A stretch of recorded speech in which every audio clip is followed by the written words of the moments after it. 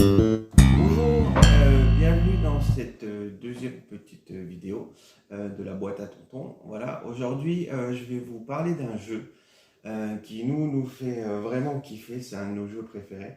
Ça s'appelle Happy City. Alors Happy City, c'est un petit jeu qui se joue de 2 à 5 joueurs.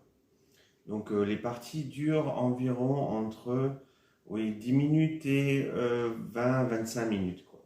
Bon, sur la boîte, c'est marqué 10 ans et plus. Honnêtement, il n'y a pas besoin de savoir vraiment lire ou compter. Les enfants pourraient jouer largement à partir de 5-6 ans, je pense, à ce jeu. Bien évidemment, ils n'auront pas la même stratégie que les adultes. Mais en tout cas, je ne pense pas qu'il faille attendre 10 ans pour pouvoir jouer à ce jeu. C'est un jeu, en fait, où on va être le maire d'une petite ville, où on va décider de la bâtir. Et en fait, on va essayer de faire la ville la plus heureuse possible. Pour ce faire, on va essayer d'avoir des gens qui viennent chez nous et puis aussi qu'ils aient beaucoup de joie, donc beaucoup de petits cœurs et de petites personnes comme vous pouvez le voir. Alors, dans ce jeu qui est Happy City, donc comme j'ai dit auparavant, le principe c'est d'avoir la ville la plus heureuse à la fin du jeu. Donc pour ce faire, on va en fait construire notre ville en récupérant des bâtiments, en les payant à l'aide de pièces, hein, qui vont être sur ces petites cartes-là, qui sont des cartes des bâtiments. Donc on va avoir des revenus qui se situent en bas à gauche, et en haut à gauche, ça va être le coût de bâtiment. Donc le jeu est assez simple. Ça va être un jeu où on va avoir une première phase où on va récupérer l'argent, donc en fonction des revenus. Les revenus étant les petites pièces avec la petite flèche vers le bas. D'accord? C'est comme ceci. On va ensuite, une fois que chacun a eu ses revenus, en partant du premier joueur, on va pouvoir retourner des cartes, en acheter un certain nombre et les poser devant soi. Il y a des bâtiments de type normaux, des bâtiments verts qui sont des bâtiments résidentiels et des bâtiments spéciaux qui sont des bâtiments sur fond rose, ceux-ci, qui eux demandent des conditions de cartes. En fait, c'est simplement le nombre de cartes de ce type de couleur que vous devez avoir chez vous et vous pourrez en récupérer une seule pendant la partie dans votre ville. Donc bien évidemment, il faut bien choisir laquelle est le plus intéressant pour vous. Voilà. Le jeu s'arrête quand un des joueurs a 10 bâtiments devant lui. On va terminer le tour et ensuite on va compter le nombre de petits personnages qu'on a sur nos bâtiments fois le nombre de petits cœurs, le nombre de leur joie sur chaque bâtiment. On va les multiplier l'un par l'autre et ça nous donnera notre score final, ce qui va déterminer celui qui a réussi à avoir la ville la plus heureuse. Voilà. Donc là, je vais vous parler de la mise en place et puis ensuite, je vous montrerai un petit tour de jeu. Et puis voilà. Alors, pour la mise en place, c'est assez simple. On va distribuer à chaque joueur une petite carte Happy Market avec une pièce de revenu par tour. Deux petites pièces au démarrage du jeu. Un des joueurs va avoir le jeton premier joueur, voilà, Prums, voilà. Pas d'importance puisque chaque joueur va avoir le même nombre de tours à jouer. Ensuite, on va avoir trois types de bâtiments qu'on va poser comme ceci. Donc les bâtiments qui coûtent de 1 pièce à 3 pièces, des bâtiments qui coûtent de 4 pièces à 5 pièces, des bâtiments qui coûtent de 6 pièces à 9 pièces. On va aussi avoir 3 bâtiments verts. Alors pour les bâtiments verts, on va prendre à chaque fois, il y a 3 sortes, hein. Il y a les maisons, les immeubles et les petites résidences de luxe. Donc pour chacun de ces types de bâtiments, on va prendre autant de cartes que de joueurs, moins une. On va en enlever une. Ce qui veut dire que tout le monde ne pourra pas en avoir. Comme je l'avais dit précédemment aussi, on ne peut pas avoir deux fois le même bâtiment. Donc c'est aussi valable pour ces bâtiments verts qui sont là. On ne pourra pas en obtenir deux pour nous. Et ensuite, on va placer des bâtiments spéciaux. Donc, on va passer des bâtiments spéciaux qui sont sur fond rose, voilà, comme ceci. Donc, ces bâtiments spéciaux, on va en placer le nombre de joueurs plus 1 ce coup-ci. Voilà, ça c'est pour la mise en place et le démarrage du jeu. Le plateau de jeu ici est totalement vide car c'est lors du premier tour du premier joueur qu'on va commencer à remplir ce plateau-là. Alors, comment se passe un tour de jeu? Ben, c'est très simple. On va d'abord commencer tous en même temps par une phase de revenu. Donc, on va comptabiliser le nombre de pièces avec des petites flèches en bas ici dans notre ville.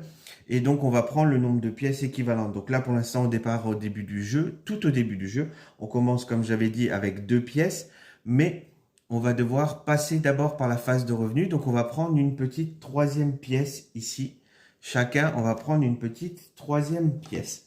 Ensuite, le premier joueur, donc c'est moi pour le coup, on va décider de retourner 3 cartes d'un d'état, ou alors on peut mixer, on peut prendre une carte de là, une carte d'ici, une carte d'ici. Bon, bien évidemment, au début du jeu, je n'ai que 3 pièces, donc ce serait un petit peu bête de retourner d'autres cartes que de ce premier état-là. Donc là, par exemple, je retourne 3 cartes. Sur les 3 cartes, donc ces 3 cartes jaunes, je vais pouvoir les acheter puisque leur coût est ici, c'est 3 pièces, 2 pièces ou 2 pièces. Donc, cette première carte-là me coûte un peu plus cher que les 2 suivantes. Elle me donne autant de revenus, c'est-à-dire un revenu par tour après, qui se cumule avec celui de Happy Market. Par contre, celui-ci me donnera un petit personnage vert, donc une personne en plus dans ma ville, ce qui à la fin du jeu est bien évidemment le plus important. Donc là, je peux décider par exemple de payer 3 pièces et de récupérer celui-ci. Si jamais aucune des 3 cartes qui se situent ici ne me convenait, je pouvais très bien acheter une de ces cartes vertes, si j'ai les moyens bien évidemment, et si je n'en ai pas déjà acheté une de ce type-là dans ma ville. Par exemple, j'aurais pu très bien acheter la maison, conserver la maison ici, et puis c'est au joueur suivant de jouer et ainsi de suite. Donc une fois que le dernier joueur du tour a fini de jouer, par exemple, le joueur suivant qui va commencer son tour, lui, va décider soit il conserve les cartes qui sont déjà sorties et il en achète une de celles-ci ou ici, soit il peut décider d'en défausser autant qu'il veut et il est limité à 3. Donc il pourra en repêcher jusqu'à 3 au maximum s'il veut. Et donc du coup, acheter parmi ces 3 cartes-là. Voilà. Ou alors prendre une des cartes vertes. Une fois que Ou s'il ne prend, qu'il décide de ne rien acheter, il peut récupérer simplement une pièce et passer son tour pour le suivant. le tour est fini, on laisse les cartes qui sont déjà sorties en place. On va simplement procéder à un nouveau tour. Donc si aucun des joueurs n'a atteint les 10 bâtiments devant lui, sachant que bien évidemment le Happy Market compte dans les 10 bâtiments. Donc là, par exemple, pour cette deuxième phase, moi j'avais une maison verte qui ne me donne aucun revenu et un Happy Market. Donc moi, je ne prendrai qu'une pièce. Mon adversaire, lui, en prendra 2 puisqu'il a 2 pièces de revenus et donc il se retrouve avec 2 pièces à ce moment-là du jeu. Voilà. Donc, si jamais à un moment donné, pendant un des tours, on a les conditions requises pour obtenir ce bâtiment, par exemple, pour celui-ci, en fait, il faudrait simplement posséder 2 bâtiments bleus à l'intérieur, 2 bâtiments bleus dans sa ville, comme ceci, par exemple, 2 bâtiments bleus différents, hein, bien évidemment, puisqu'on ne peut pas avoir. Donc, 2 bâtiments bleus et un bâtiment vert. Je pourrais justement à ce tour-là récupérer ce bâtiment qui me donnera 2 pièces de revenus par tour, plus 2 cœurs à la fin de la partie. Donc, je pourrais le récupérer et le mettre ici. Bien évidemment, ces bâtiments-là sont des bâtiments uniques. On ne peut en avoir qu'un seul par ville.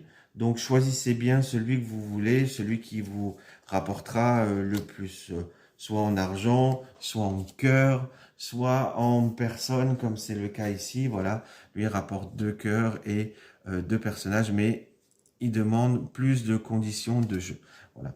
Lorsqu'un joueur atteint les 10 bâtiments dans sa ville, on va terminer le tour en partant donc du premier joueur. Donc par exemple, si c'est moi qui pose le 10e bâtiment, mon adversaire va pouvoir encore jouer. Par contre, si c'est lui qui pose le 10e bâtiment, moi je ne pourrai plus jouer à ce moment-là. Et ensuite, on va passer simplement au décompte final. Le décompte final étant, on va multiplier nos cœurs et nos petits personnages l'un par l'autre. Par exemple ici, pour cette partie, j'aurais obtenu, bon, c'est une petite partie là, je ne l'ai pas faite, mais bon.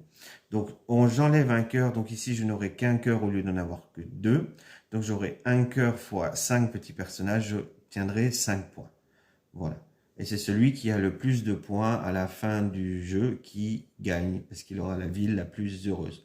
En cas d'égalité, c'est celui qui a encore le plus d'argent, parce que l'argent ne fait pas le bonheur, mais il y contribue un tout petit peu de temps en temps. C'est marqué dans la règle. Voilà. Je vous remercie. Voilà, c'est tout pour moi aujourd'hui.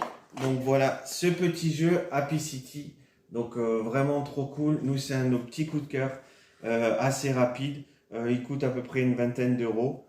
Vraiment super sympa. Il y a une petite extension à l'intérieur avec encore plus de bâtiments spéciaux et une ou deux petites règles supplémentaires, mais vraiment rien de compliqué.